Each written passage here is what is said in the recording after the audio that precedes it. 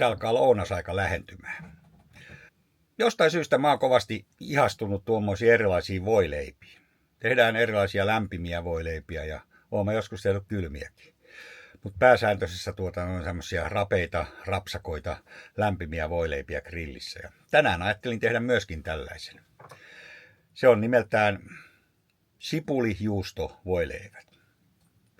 Ja on aivan varmasti hyvää. Katsotaan sitten vähän, mitä siihen leipään oikein tulee.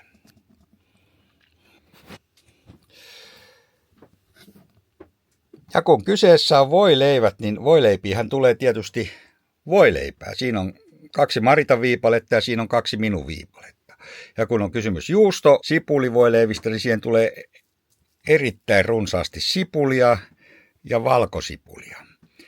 Lisäksi tulee kananmuna, sitten tinjamia, joka laitetaan mausteeksi sinne, ja sitten juustoraastetta.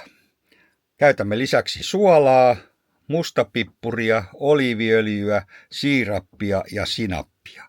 Ja näistä kaikista tuolla ulkona grillissä tehdään sitten nämä sipulijuustovoileivät. Uskon, että maistuu. Aletaan valmistamaan. Olemme siirtyneet ulos ja meillä on tällä hetkellä grilli jo kuumana. Laitetaan grillin päälle paistinpannu, johon on laitettu hiukkasen voita ja öljyä. Odotetaan, että voi sulaa ja sen jälkeen laitetaan siihen sipulit. Hiukan on meidän grilli kallellaan tuonne metsän suuntaan, niin vähän valuu tuo sulanut voi ja öljy tuonne toiselle reunalle. Laitetaan tuosta uuni kiinni, niin lämpö siirtyy sitten enenemässä määrin tänne yläkertaan. Voi on sulanut, niin laitetaan sinne sipulit. Tässä on 4 kappaletta semmosia keskikokoisia sipuleita. Laitettu ensin puoliksi ja sitten viipaloitu.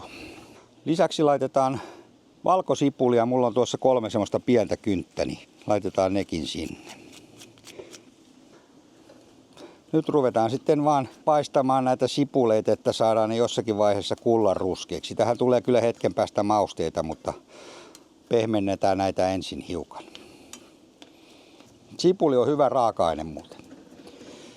Se ei vaan monenkaan vatsalle. Tää on paljon ihmisiä, joiden vatsalle sipuli ei sovi. Ja minäkin saatan olla yksi sellainen, mutta pidän siitä niin paljon, että pienet vatsakouristukset saa sitten jäädä.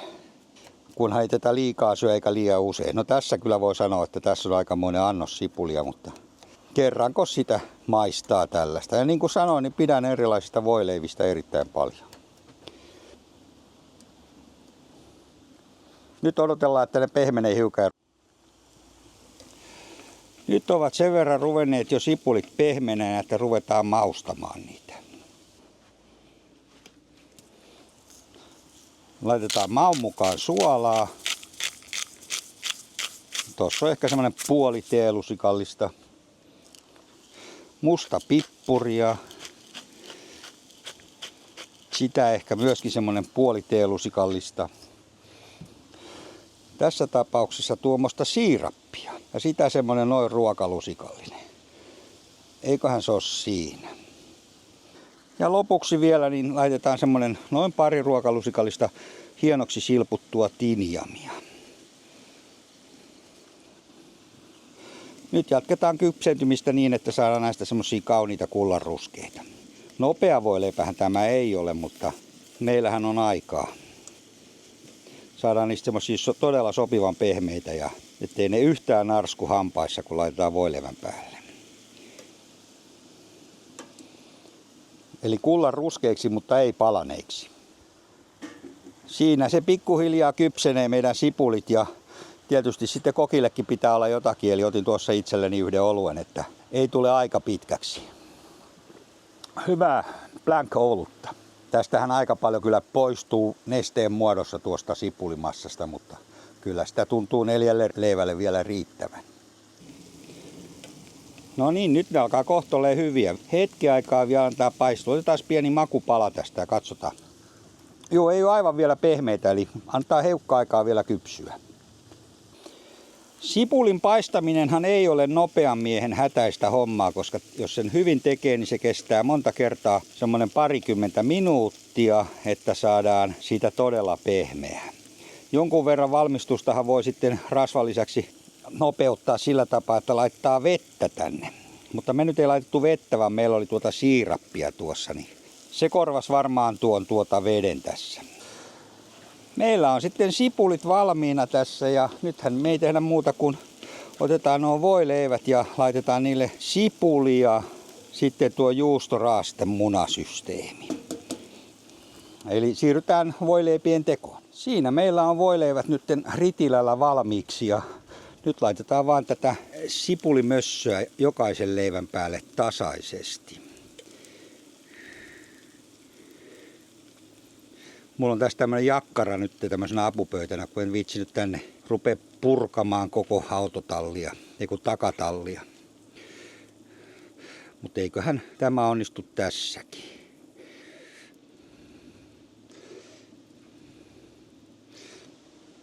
Noin. Siinä oli meidän sipulitäyte. Sitten juustoraastekuorrutus.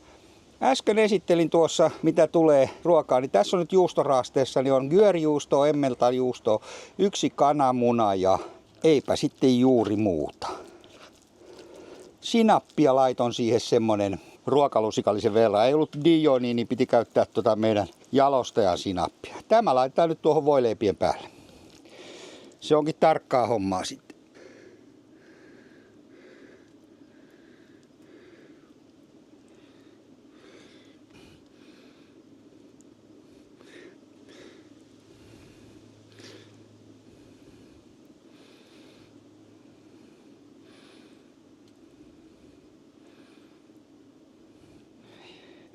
Sitten valitaan, mille leivälle laitetaan viimeiset. No tuohon laitetaan vähäse, tuohon vähäse ja tuohon sitten loput. Noin. Siinä meillä on nyt 4 kappaletta sipuli, juusto, voileipiä. Nyt me laitetaan ne tuonne uuniin ja katsotaan, että miten ne siellä valmistuvat.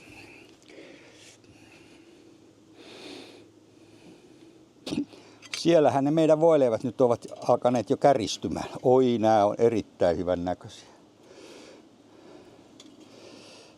Vielä hetki, niin sitten ne on valmiita. Ehkä semmoinen 60 sekuntia. Voi muuten sanoa, että valmistus oli 1 oluen mittainen. Siinä meni 1033 juoma ja ruoka alkoi olla juuri nyt valmista. Oi, kun tuli hyvän näköisiä. Täytyy sanoa, että en ole pitkä aikaa nähnyt näin hyvän näköisiä voileipiä. Paitsi silloin viimeksi. Nyt Marita laittaa ne tuosta lautaselle, niin saadaan syötyä. Aha, se on vähän vaikea. No kyllä se siitä menee. Noin ja laita toinenkin siitä vielä perään. Siinä oli ensimmäinen ja sitten hän ottaa omansa tuosta vielä, niin päästään pöytään. Siinä on hänen toinen. Oi. Älä tiputa maahan niin kuin mä tein eilen makkaralle. Ja siinä on hänen voileipänsä. Nyt me lähdetään syömään. Sammutetaan vaan grilli, ettei me kaasua turhaan. Siinä ne nyt ovat voileivät. Vähän tomaattia ja pikkasen koristeena tinjamin versoja. Me ruvetaan nauttimaan. Niin kuin on todettu ja todetaan edelleenkin. Me nautitaan, nauttikaa tekin. Kerron sitten, oliko hyvä. Kyllä nyt täytyy sanoa, että en tiedä saako sipulista parempaa. Tämä on kyllä niin loistavan makuista, että tuo pehmeä sipuli siinä tinjamia, hiukka siirappi antaa siihen makeutta, valkosipuli häivähdyksen valkosipulia ja sitten ennen kaikkea toi györ- ja emmentaljuustoista tehty raaste, niin kyllä tästä tuli aivan fantastinen. Tämä ei ole varmasti viimeinen, vaikkei tämä niitä nopeimpia olekaan. Mitäs rakas vaimoni sanoo? Tosi hyvä. Vitsi. On tosi. Nyt on sitten syöty ehkä elämäni parhaat sipulijuustovoileivät ja oli kyllä mahtavan makuisia. En uskonut, kun aloitin valmistuksen, että tuommoista makua voi saada tuommoisesta raaka-aineesta kuin sipuli, juustoraaste ja vehnäjauho, josta se leipä oli tehty. Okei, mulla oli tehty kaurajauhosta, mutta kyllä oli todella hyvää. Suosittelen ehdottomasti tekemään ja maistamaan silloin, kun on aikaa. Tuo sipulivalmistus ei tosiaan, niin kuin sanoin tuossa valmistuksen aikana, niin se ei ole mikään hätäisen miehen homma. Että jotta sen saa hyvin haudutettua ja kypsäksi ja pehmeäksi, niin se vaatii kyllä aikaa. Eli minullakin meni siihen lähes puoli tuntia. Mutta oli se sitten pehmeätä ja sen kun laittoi leivän päälle, niin juustolaste siihen päälle, niin kyllä se oli hyvä.